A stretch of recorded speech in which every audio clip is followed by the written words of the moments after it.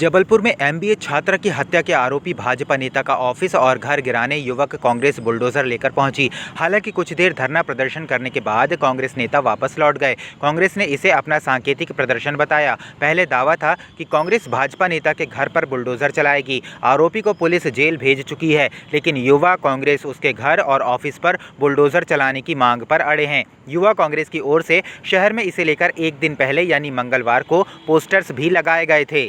शिवराज सिंह चौहान की भांजी को उन्हीं के पार्टी के एक कार्यकर्ता ने गोली मार दी और उसकी 11वें दिन उसकी मृत्यु हो गई। मगर उस 11 दिन का जो घटनाक्रम रहा वह बड़ा ही संदेहास्पद रहा। पुलिस प्रशासन, जिला प्रशासन, राज्य सरकार इस बात पे लगी रही कि कैसे उस आरोपी को बचाया जाए और इस हत्या के मामले को धोखे से चली गोली पे साबित किया जाए। संजीवनी नगर थाने का जो टीआई है वो 5 दिन तक ये बताता रहा कि जो गोली है वो ज़मीन पे चलाई गई और धोखे से उसके सीने में लग गई। वहीं दूसरी तरफ जो मृतका है उसने सोशल मीडिया पे अपने बयान दिए, तहसीलदार के समक्ष अपने बयान दिए। ये समूची बातें इस जबलपुर ने देखी और जबलपुर ने ये भी देखा कि किस तरीके से शिवराज सिंह जी, उनकी सरकार, उनकी पुलिस उस अपराधी को बचाती रही। जैसा कि आप देख सकते हैं जो सामने फ्लैक्स लगा हुआ है उसमें साफ स्पष्ट तौर पे भारतीय जनता पार्टी के नेता का आप देख सकते हैं फ्लैक्स लगा हुआ है। बाकायदा कमल की फ़ोटो है, उसमें पार्टी का नाम दिया हुआ है। बीजेपी जब उनके पास में हम देखते हैं ऐसा ही नेता है, कभी कोई रेप करता है, कभी कोई किसी छात्र को परेशान करता है, कभी कोई हत्या करता है और ऐसे गुंडों से और मवालियों से पार्टी भरी पड़ी हुई है। आज युवक कांग्रेस ये बुलडोजर लेकर इसलिए पहुंचा है कि हम जिला कलेक्टर महोदय और माननीय शिवराज सिंह चौहान, जिनका बुलडोजर गरीबों पर चलता है, एक समुदाय विशेष पर चलता है और जब भी हम देखते हैं तो एक अपराधी की सजा उसके घर वालों को देते हैं। आज हमारा यहाँ पर एक सांकेतिक प्रदर्शन इस बात को शिवराज के लिए एक मैसेज है कि किसी भी अपराधी के घर वालों को परेशान करना उचित नहीं है। यदि कोई भी हत्यारा उनके पार्टी में पूरे हत्यारों से भरी भारतीय जनता पार्टी है। आज हम जिला कलेक्टर महोदय और एसपी महोदय का इंतजार कर रहे हैं और बुलडोजर लेके आए। जब तक कि कानूनी प्रक्रिया आगे नहीं बढ़ेगी तब तक हम यहाँ पे प्रदर्शन करते रहेंगे। नागरिक उपभोक्ता मार्गदर्शक मंच के प्रांतीय संयोजक मनीष शर्मा, पवन कौरव, सज्जाद अली, विजय आहूजा, अभिषेक मेहरा द्वारा दायर याचिका में प्रदेश में विगत 5 वर्षों से अधिक समय व्यतीत होने के पश्चात भी मंडी चुनाव नहीं किया जाना अवैधानिक है। यह आरोप लगाते हुए प्रदेश में मंडी चुनाव कराने की मांग की गई है। 5 वर्ष से अधिक व्यतीत हो चुके थे और मंडी चुनाव मध्य प्रदेश में नहीं कराए जा रहे थे। 2013 में चुनाव हुए थे जिसका कार्यकाल 2018 में समाप्त हो गया था। नियम के अनुसार अधिकतम 2 वर्ष तक की अवधि बढ़ाई जा सकती थी, परंतु यहाँ 5 वर्ष व्यतीत हो चुके थे और अवधि अभी तक लगातार सरकार द्वारा बढ़ाई जा रही थी, जो अवैधानिक था। इस समस्त मामले को लेकर हमारे द्वारा एक जनहित याचिका माननीय उच्च न्यायालय में दायर करके प्रदेश में मंडी चुनाव करने की मांग की गई थी। न्यू जगदम्बा कॉलोनी निवासी 17 वर्षीय बालक की नर्मदा नदी में डूबने के चलते मौत हो गई। बालक अपने दोस्त के साथ बैग में चैन लगाने की बात कहकर घर से निकला था, लेकिन जब काफ़ी समय बीत जाने के बाद भी वह घर नहीं लौटा तो परिवार के लोगों ने उसके दोस्त से पूछा तो उसने बताया कि वह उसे घर के बाहर छोड़कर चला गया था। इस बीच जब परिजनों ने बच्चे के मोबाइल पर फ़ोन लगाया तो अन्य किसी ने उठाकर जानकारी दी कि जलहरी घाट में मोबाइल और कपड़े रखे हुए हैं। परिवार के लोगों ने मामले की शिकायत विजयनगर थाने में की तो पुलिस ने मृतक बालक के दोस्त को बुलाकर सख्ती से पूछताछ की तो उसने हकीकत बयां कर दी। रविवार दिन में 12:37 को घर से निकला अपने मित्र के साथ, ये कह के कि बलदेव बाग जा रहे हैं बैग में चैन लगवाने, और उसके बाद फिर वो लौट के नहीं आया।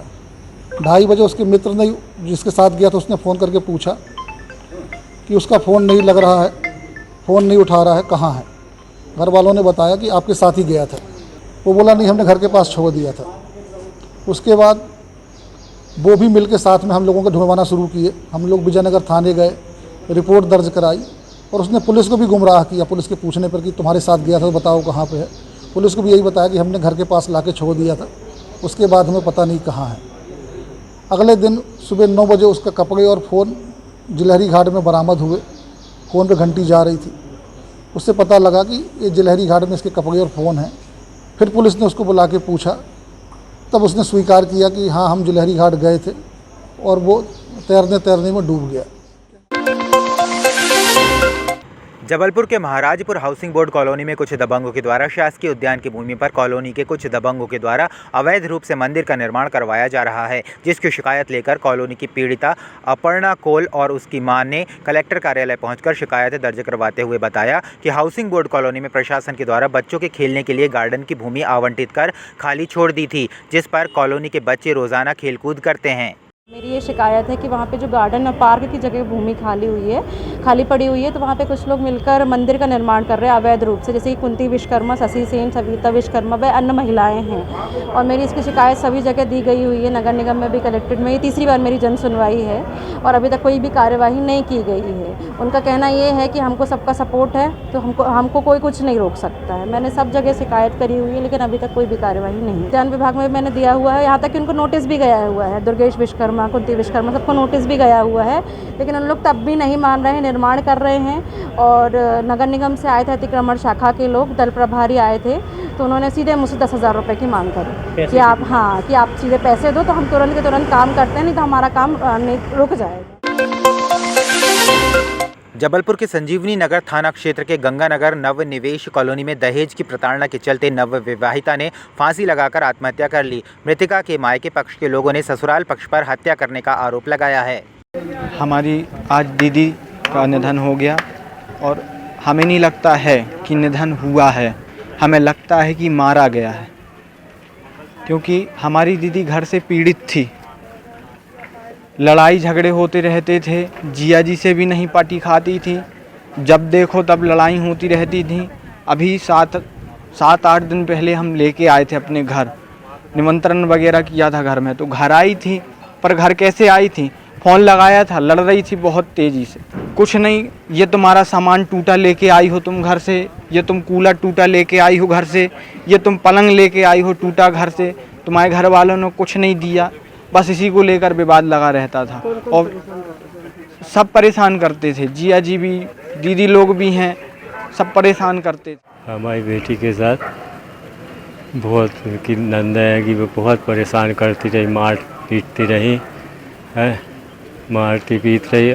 आए दिन उनकी दो नंदा है कि नानी है, वो भी परेशान करती रही है। अपन ले बाबे की बोलते रहे तो वो मना करते रहे, नहीं ले जाना कहीं, न मायके जाना न मामा कहाँ जाना है। वो जात जैसे ज़बरदस्ती जाती भी रही तो उसको दम देते रहे कि वहीं रहे आओ, तुम्हारी कोई पूर्ति न करे, वो तही रहे आओ, फलाना ढिकाना, बहुत धमकी देते रहे।